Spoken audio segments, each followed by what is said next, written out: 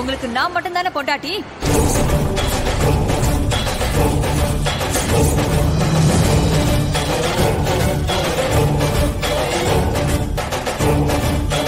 கேக்குறல, சொல்லுங்க. உங்களுக்கு நான் மட்டும் தானே பொண்டாட்டி? கபிலனும் பொன்னி மட்டும் தானே நம்ம பிள்ளைங்க. இப்ப என்ன உனக்கு பிரச்சனை?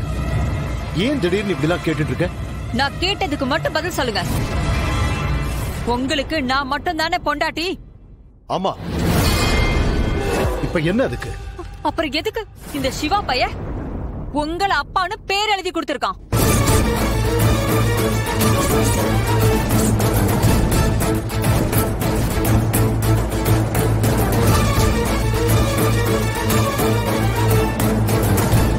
நீங்க கபிலனுக்கும் பொன்னிக்கும் அப்பாவா இல்ல இவனுக்கு அப்பாவா? சொல்லுங்க, பதில் சொல்லுங்க, நான் கேக்குறேன்ல. சித்தி, என்ன நடந்துச்சுன்னு முதல்ல சொல்லுங்க. இப்போ ஓட்டர் ஐடி லிஸ்ட் எடுக்க வந்தவங்க கிட்ட இந்த சிவா அவரோட அப்பா பேரு உதய பெருமாள்னு எழுதி கொடுத்திருக்காரு.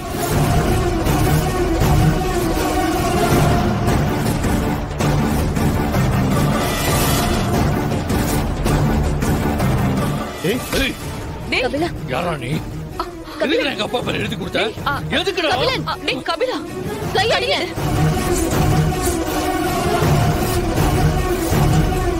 கபிலா, கையெடு முதல்ல. சொல்றேன்ல, அவனை விடு.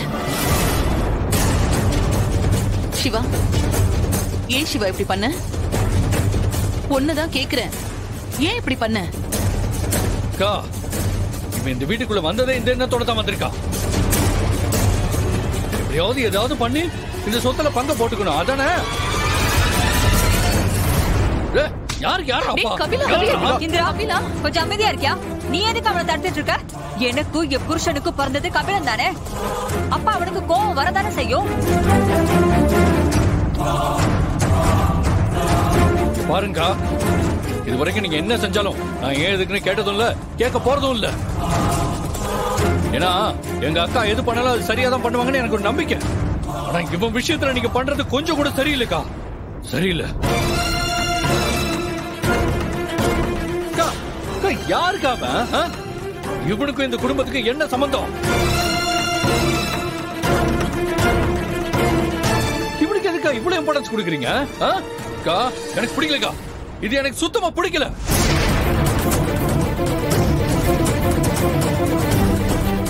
அதெல்லாம் விடுங்கக்கா. இவன் எப்படி எங்க அப்பாவா அவ அப்பான்னு சொல்லலாம்? எப்படிடா சொல்லுவ?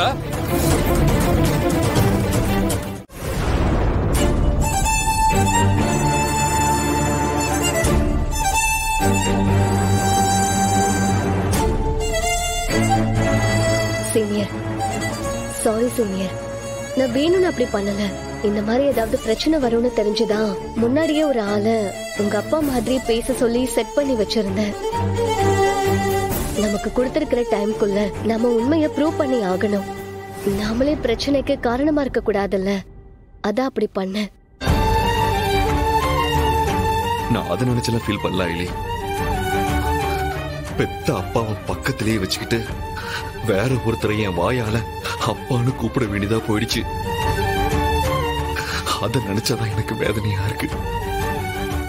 ஆனா ஒண்ணு ஐலி, இந்த மாதிரி ஒரு நிலைமையெல்லாம் நம்ம எதிர்க்கு கூட வரக்கூடாது.